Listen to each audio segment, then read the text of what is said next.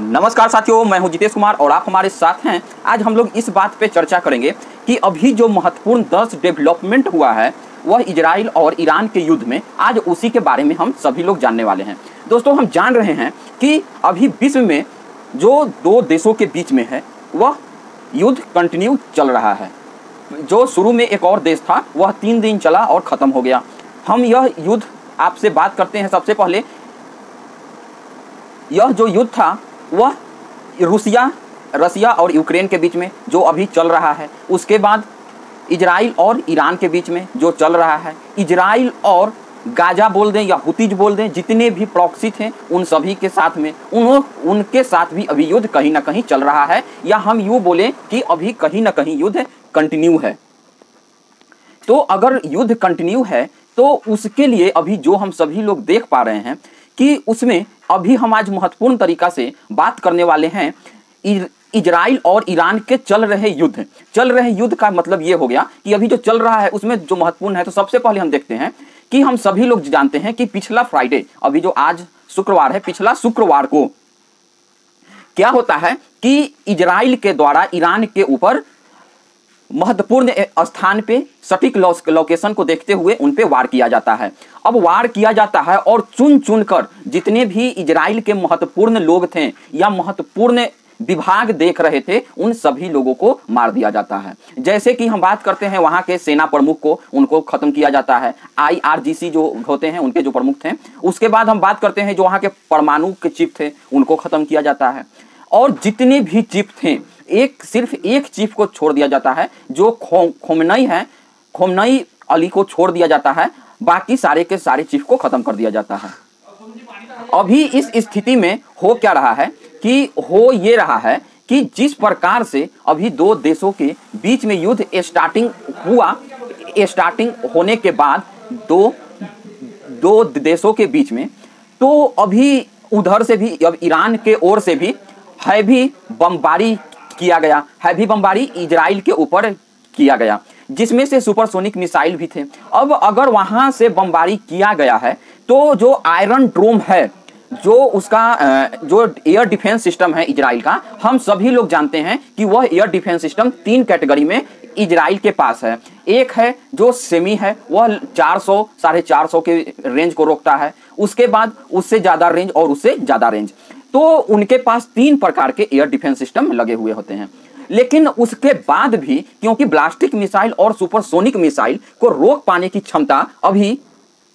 पूर्ण रूप से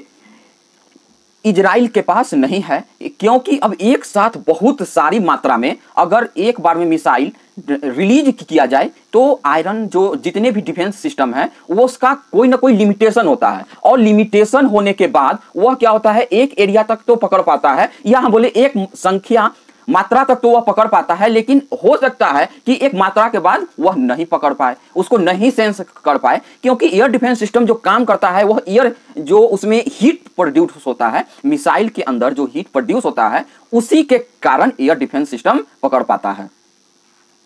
अब इतना चीज तो हो गया। उसके बाद इजराइल के ऊपर शुरू बार जब बम पड़ा तो कुछ एक जो अपार्टमेंट था उसके ऊपर कुछ नुकसान हुआ कुछ फैमिलियों का, क्योंकि उस अपार्टमेंट में बहुत सारे फैमिली थे। इसके बाद जब उसका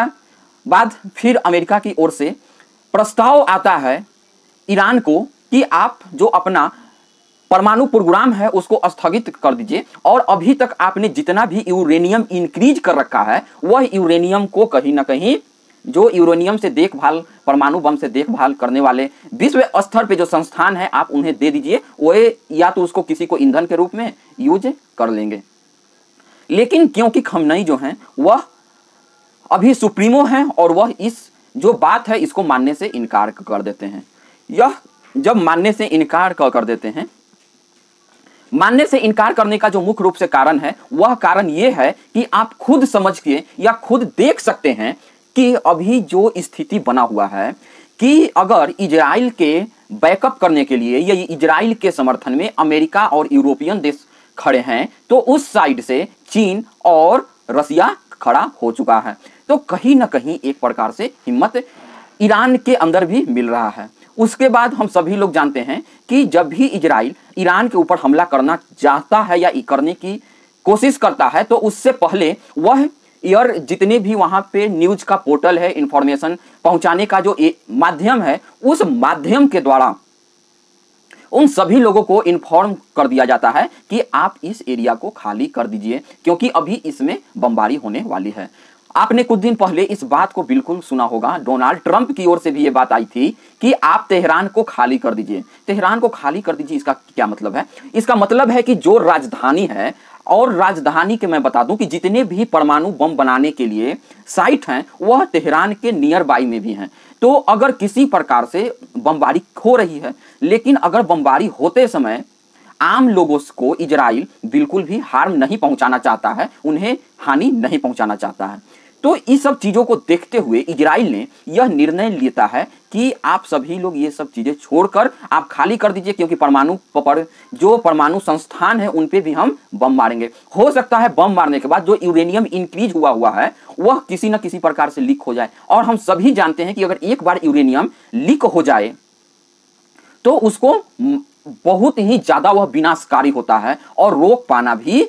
बहुत ज़्यादा मुश्किल होता है। इसका एक बार हमको उदाहरण यूक्रेन जो अभी चल रहा है उसमें एक छोटा सा जो स्टेट था, क्योंकि यूक्रेन की आबादी पहले से ही कम है, लेकिन वहाँ पर एक बार जो न्यूक्लियर फैसिलिटीज है वह एक प्रकार से लीक हो गया था। उसमें बहुत सारे उस शहर के जो भी लोग थे वह मारे गए थे। इसीलिए इस बात को लेकर अभी रसिया भी बहुत ज़्यादा परेशान है कि इस प्रकार के किसी भी कोई काम को अंजाम नहीं दिया जाए।